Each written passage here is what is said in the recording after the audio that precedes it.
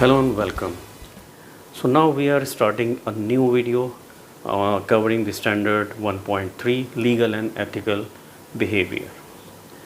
Just to recap that we started domain 2 after finishing domain 1 about on the purpose of internal auditing. Domain 2 is ethics and professionalism. There are 5 domains. The second domain, ethics and professionalism, is comprised of principles and standards. So there are 5 principles and 13 standards. Out of 5 principles, we are now covering principle number 1, which is demonstrate integrity. The first 2 standards, 1.1, honesty and professional courage, and the standard 1.2, which was about organizations' ethical expectations, already covered in the previous 2 videos. And this video will cover standard 1.3, legal and ethical behavior. So let's start with our practice of asking some interesting questions, and then during the review of this standard we'll get the answers to those questions. How many standards cover principle 1, that is demonstrate integrity? What is a discreditable behavior? When can Chief Audit Executive claim that the internal audit function is operating in conformance with the global internal audit standards? In terms of legal and ethical behavior, if company policies are not specific to situations auditors face, what Chief Audit Executive should do? What evidence to keep for conformance with the standard 1.3 legal and ethical behavior? So let's understand the basic requirement of standard 1.3 and understand that what the internal auditors must not engage in, and how what internal auditor must understand, and how he must be reporting. So internal auditor must not engage in or be a party to any activity that is illegal or discreditable to the organization or the profession of internal auditing, or that may harm the organization or its employees. Internal auditors must understand and abide by the laws and or regulations relevant to the industry and jurisdictions in which the organization operates, including making disclosures as required. If internal auditors identify legal or regulatory violations, they must report such incidents to individuals or entities that have the authority to take appropriate action, as specified in the laws, regulations, and applicable policies and procedures.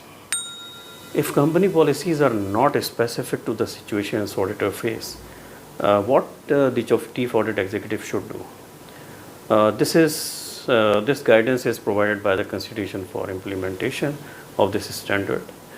So if the organizational policies are not sufficiently specific to address the situations that the internal audit function encounters, then the Chief Audit Executive may develop and implement a methodology that specifies the actions internal auditors are expected to take in response to legal or regulatory violations of which they become aware of. So they need to have those specific actions after considering that methodology, and Chief Audit Executive can work on that.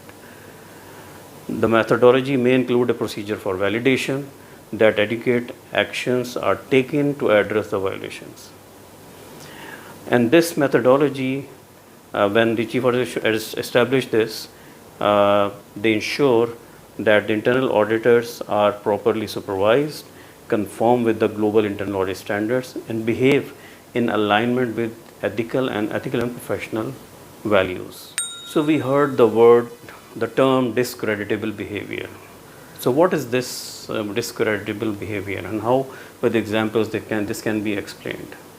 So the examples are bullying, harassment or discrimination, lying, deceiving or intentionally misleading others, including misrepresenting one's competency or qualifications, such as claiming to hold a certification or displaying credentials when the designation is expired or inactive, has been revoked or was never earned actually, intentionally issuing false reports or communications or allowing or encouraging others to do so, including minimizing concealing or omitting internal audit findings, conclusions or ratings from engagement reports or overall assessments, overlooking illegal activities that the organization may tolerate or condone, soliciting or disclosing confidential information without proper authorization, performing internal audit services with undeclared impairments to objectivity or independence, stating that the internal audit function is operating in conformance with the global internal audit standards when the session is not supported, and failing to accept responsibility for mistakes. So how you can keep the record for the conformance, or what evidence should be kept? I need to keep the record of internal auditors' participation in training. We can keep the internal auditors' acknowledgement of their understanding and commitment to act in accordance with the relevant legal and professional expectations, documented methodologies for handling illegal or discreditable behavior by internal auditors, and legal or regulatory violations by individuals within the organization. The documented communication between the internal auditors and their supervisors and the legal counsel that address concerns about illegal or unprofessional actions, sign off that work papers were reviewed, final engagement communication if applicable. So let's look into certain situations and get the understanding that how the internal auditor should behave within those situations. So in the case one, as per the job requirement, a certified internal auditor was required.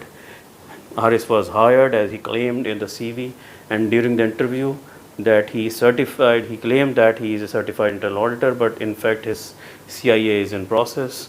Haris is subject to discreditable behavior in this scenario because as he misled in the hiring process. The chief audit executive in the second scenario, the chief audit executive has assigned a process review job to Annie, which she has accepted and planned. The process owner is a close friend of Annie, which information is not available with the chief audit executive. Does this really have any impact? So Annie needs to disclose her close relationship to the chief audit executive. This may have an impact on her objectivity. So this completes standard 1.3, legal and ethical behavior. So thank you so much for watching. Keep watching the videos, subscribe the channel, like the videos and share the videos. Thank you so much.